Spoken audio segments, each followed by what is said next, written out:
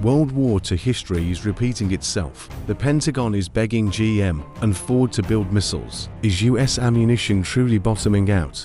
The US government is urgently contacting automakers, including General Motors and Ford. The last time America mobilized car companies for weapons was in 1942. Back then, Detroit halted civilian cars to build bombers and tanks. 84 years later, the exact same script unfolds. Pentagon officials just held direct talks with auto executives. The sole topic of discussion: can your factories rapidly shift to defense production? They desperately need ammunition, missiles, and anti-drone equipment produced immediately.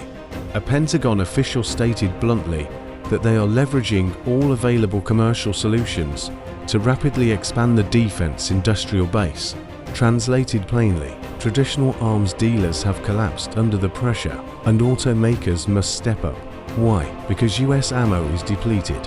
After years of supplying massive weapon shipments to Ukraine, US stockpiles were critical. When the Middle East war erupted, the consumption rate spiraled totally out of control.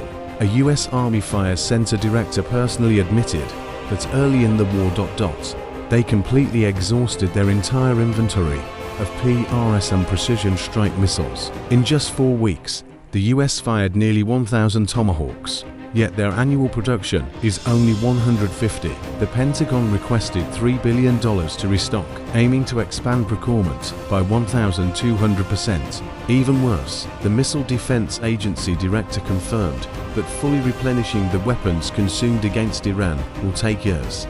Years, not months. Running out of missiles while production lines lag behind is modern warfare's fatal flaw. So why turn to automakers instead of expanding defense contractors? Because traditional defense production has already hit its absolute limit. In March, Trump held emergency meetings with 7 US defense giants to boost production, but it wasn't enough. Automakers like GM and Ford possess massive factories, mature assembly lines, and countless industrial workers. Theoretically, retooling these lines transforms them into arsenals instantly, but today's crisis is vastly more complex. A single Tomahawk missile contains thousands of precise components. With global supply chains, you can't just retool a Chevrolet assembly line to build cruise missiles overnight. Furthermore, rebuilding American radar systems faces a severe bottleneck regarding critical raw minerals. Processing of minerals like gallium is entirely dominated by China. If you want to explode production, where do the raw materials come from? It is deeply ironic. Trump requested a staggering $1.5 trillion defense budget, a 40% increase. The war machine is running at full throttle, but the gas tank is nearly empty. Operations against Iran have burned through over $51 billion in just 45 days, burning over $1 billion every single day. What does this reflect? First, US defense capacity cannot sustain prolonged superpower conflict. For decades, America fought asymmetric wars against enemies lacking air defenses, keeping US ammunition consumption relatively low and manageable. But facing Iran, the critical shallowness of the US military's ammunition magazine has been thoroughly and brutally exposed. Second, America's deindustrialization is violently backfiring on its war capabilities. Expecting truck manufacturers to build advanced missiles is a geopolitical fantasy.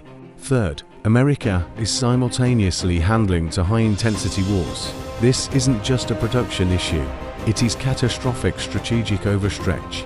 When the Defense Production Act is ready to force mobilization, the signal couldn't be any clearer to the entire world. The US is being violently dragged into a brutal war of attrition that it is completely unprepared for and cannot afford. 84 years ago, Detroit helped America win World War II. Today, the exact same script is opened, but the ending will be vastly different.